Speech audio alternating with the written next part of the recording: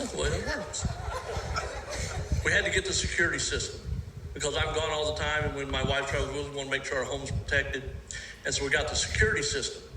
But it was installed while I was on the road, so when I got back, the first night I was in bed, I was like, oh, I forgot to set the security system. And my wife goes, that's okay, we don't need it when you're here. And I said, well, I would like to be protected too, if that's okay. She goes, no, but when you're here, I feel safe. And I love the fact that I make her feel that way, but I'm going to be real honest with you guys. I had a major leg surgery a few years ago. It really hampers my mobility, the way I can move.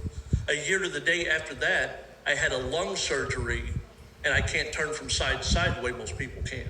I'm about 30 pounds overweight, which I have no excuse for whatsoever. I don't know if you can see the thickness of the glasses that I have on tonight, but these are not worn for cosmetic reasons.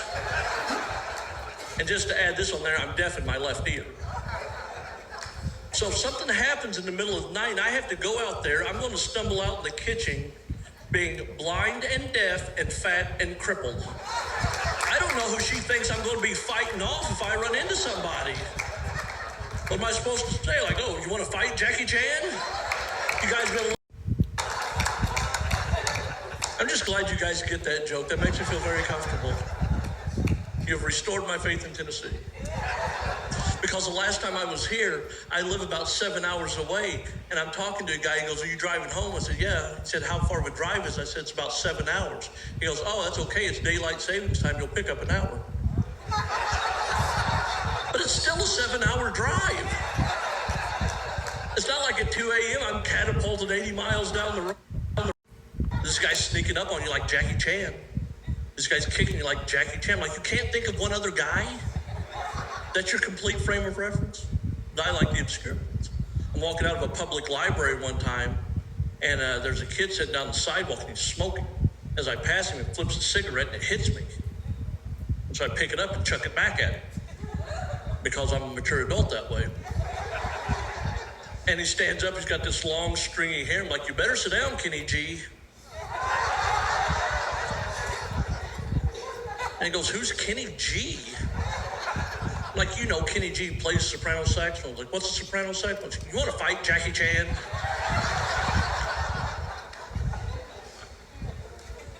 My wife traveled with me tonight. That's great. That's fun. You know, when I travel by myself and I will get home, she will have a meal waiting for me when I hit the door, because I don't get to eat that way when I'm on the road. It's like a very comfort food, like homemade kind of thing. It's great because she's a wonderful person. If something happens with my flight and it gets delayed and something happens, she has to go to bed, you know, before I'm there, she will wrap it up and have it sitting on the stove waiting for me, because she is a better person than I deserve. She will even ask me what I want, and I get to pick. And sometimes I get that answer wrong.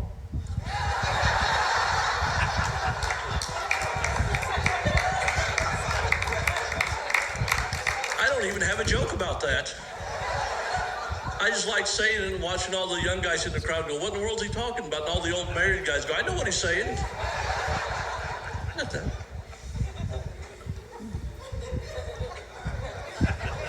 This is the fun part of life for me. This is what I get to enjoy, you know. Life happens out there like it does for everybody else. I got a call before I left home from a MasterCard. They said, we need to speak to Mr. Thornsberry. I said, this is he. They said, we called to report some unusual activity on your account. I said, really, what happened? They said, someone made a payment.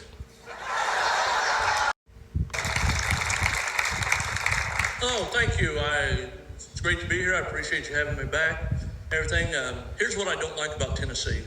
I know I only have 6 minutes. We just got to jump right into it. I'm sorry, I don't have time to set it up.